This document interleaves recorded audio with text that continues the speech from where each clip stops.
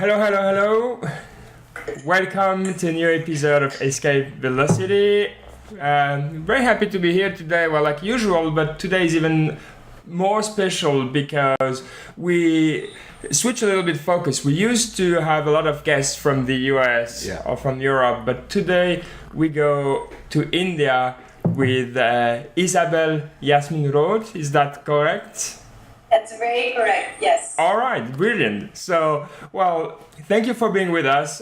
This is absolutely great, as I was saying. We're going to talk about Bridge to India. Great. And maybe, well, first we always talk a little bit about our reward program, but I guess by now people know about it, right, yes. Richie? Well, I'm just going to plug it anyways. Yeah, but Richie loves to do that. So. Producer Sergey and I kind of worked very hard for to set it up, and you're going to get us all of the winners' coffees. So I think I like That's true. So let's hear about it one more time, and you'll tell us, Isabel, if you think it's a good reward program or not. You know. So, Right. So this is something Sergey and I worked on. It's if you go to our website Escape Velocity, www.escapevelocity.is. At the bottom right corner, you'll see like a rewards tab. It's powered by a punch tab, and every time you visit, every time you comment, every time you like something, you get points. And the aim is to collect points. And at the end of 3,000 points, Ben's going to get you your favorite Starbucks coffee. If not, he's going to mail it to you. And fly wherever to bring it. And then if you do continue to do that, and then you get 5,000 points, we have a iTunes gift card, a €15 iTunes gift card. And then for 7,000 points, we have a $25 Amazon card, which can be redeemed at any Amazon store. So we love the comments. We have had some great comments, some thoughts. Some of our community has been giving us thoughts about our logo, which we have a new one. You should check it out. It's going well. So we encourage you to go to the website and participate. We love hearing from you. Sergey is watching that account like a hawk. We have we have an email as well, Ben. feedback@reachev.com, where they can send any feedback that you have. All kind of private. You know, if you love it, hate it, we'd love to hear from it. All right, good. So now let's go straight to the point and get to understand a little bit more about Bridge to India. So you're German yourself, and you're working in India, and as the name says it all, that's easy to understand. You know, you Bridge to India. So you're using German technology or fostering German technology and applying them to India. How does that work exactly? Well, this exactly works in that case that Bridge India is focusing in the fields of renewable energy, resource management, and urban planning. And especially in the field of renewable energy, you have a lot of German companies that have fantastic solutions, but they have problems to come to the Indian market. Reason is that in general, they are way too expensive. In general, they don't understand how to deal with, the Indian dynamics. So we are a consulting company working on the business model front with these technology companies. So the one side is that we try to understand how they can adapt the technology to the market, and on the other side, how they actually can be competitive on the long term here in India. So this is the work I'm doing since 2.5 years, and I'm enjoying it very much, I have to say. So you've been doing it for 2.5 years. How long have you been in India altogether?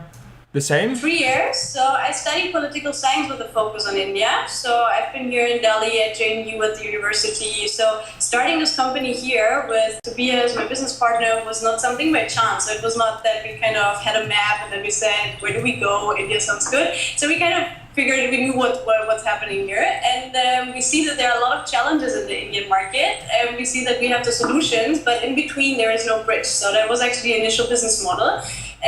Since the last year, I would say we kind of started working a lot more, for example, with Indian companies. We started working more with Indian ministries, which is super exciting for me being a political scientist by background.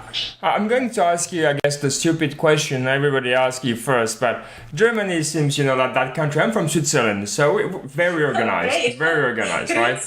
Yeah, well, I'm from Constance. I'm next from the Swiss border. Ah, cool. Yeah, I'm from the French part near Lausanne. Right.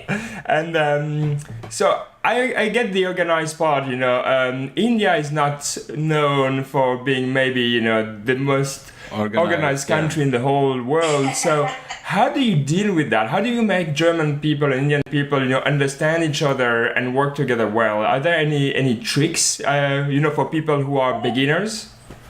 Yes, they are. I mean, I think the first thing is very stupid answer to your stupid question. Go with the flow and don't judge. So that's the first thing we ever do. So for example, also for me, still until today, I'm kind of adapting. So there are moments when I freak out when things don't work, where I feel more German than I ever felt in Germany before. But yeah, when we have, for example, German clients here with us and guiding them through India, for example, we go with them on specific tours. Let's say we had, for example, Swiss investors with us a few weeks back, went from project site to project site. And a few of them, it was their first time in India. It was very difficult for them to understand what's happening and why things are happening. And then you just have to tell them, don't judge because it's going in a way you might not understand right now, but look at the results. Somehow it's working. In between, it's a black box, right? So that's why you're useful, right? Yeah. Because people wouldn't know if it's going well or not, for instance. Right, and that's a challenge, and therefore, I mean, this is our business model as well, that we are supporting, for example, foreign companies in setting up their operations here because we kind of figured out how this black box works. But for a foreign company who comes here, especially in the fields of renewable energy, which is such a dynamic, booming market, every day there are new frameworks, new policies, new investments, new I don't know what, you have to be on track and you have to go with the flow. There's no other chance. So you just have to accept that is the way it is. But there's the curiosity is actually the most important part, I would say, even if it sounds a little cheesy, but you have to want to know how things work. If you don't, if you refuse to try to understand, then you're lost and just go home again. So. What are the latest projects in the field of renewable energy, or some you've been working on, for instance, so we get concrete examples? Yeah, concrete examples are, for example, right now, working with a few small and medium-sized solar companies from Germany who have a very specific niche product, and they actually want to bring it to India. So what we do is that on the one side, right now with these two companies, we're supporting them and understanding how they can actually implement their product. So we're actually thinking about right now of the project design with them, of their pilot project to create a track record. So they can see if their product actually works here in the monsoon with so much dust and 300 days of rain. Because in Germany it works, but this doesn't guarantee it works here in India. On the other side, we're working, for example, with a big company here in Germany, which is already established in India. They have 3,000 engineers in Bangalore, but they're very new in the renewable energy front. So what we are doing with them here in India is actually helping them to get from one market, so the engineering market, to the renewable energy market. And there, for example, it's a lot about costs and sourcing and cracking the numbers for their business model. And they need expertise knowledge, and I've got around the corner, there are like 5 solar experts sitting and hacking these numbers right now, speaking to the project developers, finding out what's happening in Gujarat, in Maharashtra. And for example, me sitting here also in Delhi is because of the reason that we are dealing a lot with the ministries, because here in India, and that's another thing, for example, companies need to understand, politics and economy is not really, there's no border in between. So you have to be able to deal with bureaucrats, you have to be able to speak to the ministries. So that's the reason we're here in Delhi. Right, so how big is the company now? We have 14 people sitting here in Delhi, and right now 2 people sitting in Germany. So we are private limited, even though we're 2 Germans, but we started the company here as a private limited, and now have a small office in Munich, and just started our operations in Hamburg, Germany. So great. Headquarters here in Delhi. All right. And then do you self travel from one to the other? How do the workflow? By nature, you have those 2 places that are pretty far from each other, and it's not always easy to manage the workflow from different places. Over distance. Yeah, that's true. I mean, we have right now actually on Friday, the 1st of July, officially our 3rd director starts, and he's going to be based in Germany. So it's a big time for the company because for the first time in our Bridge to India history, we have 2 directors in India and 1 director in Germany, which was not the case before. Before we were both here in India. So this will help a lot because then there's 1 person fixed with responsibility in Germany. And otherwise, I'm flying back and forth. My business partner right now is in Germany speaking to companies. A lot of the companies actually actually come here to India, because this is also what we recommend them. If they want to be successful in the market, they have to meet their potential partners and clients here. So you can do it on the phone, maybe in the beginning, but if you really want to discover your opportunities, come here, be here, speak to the people, meet them in person. We help setting up the meetings and analyzing the outcome, but you have to be here and see it. Otherwise, your reality check fails. You can't, and that's the main thing. Maybe you can't understand India if you're sitting on a desk somewhere else in the world. You have to sit at your desk in India. That's really the key answer. Which kind of leads me to an interesting question. How do you hire?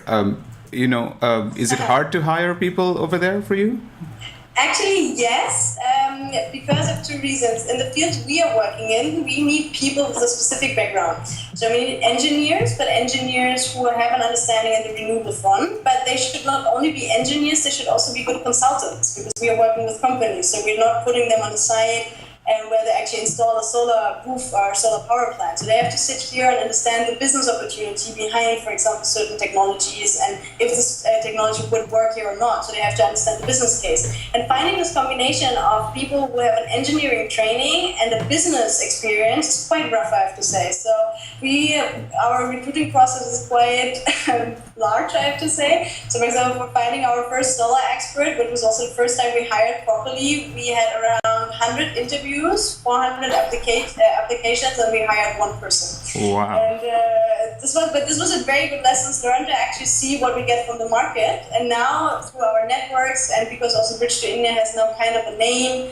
and a branding, at least in the fields we are working with, it's a little bit easier for us to recruit, because much more people actually come to us. Say, for example, volunteer to work with us for a moment, or say that they want to apply even though there's no job description out there on the market. So things are getting better, but yeah, the first year, my God, this is quite something. So I completely saw a new side of India recruiting people.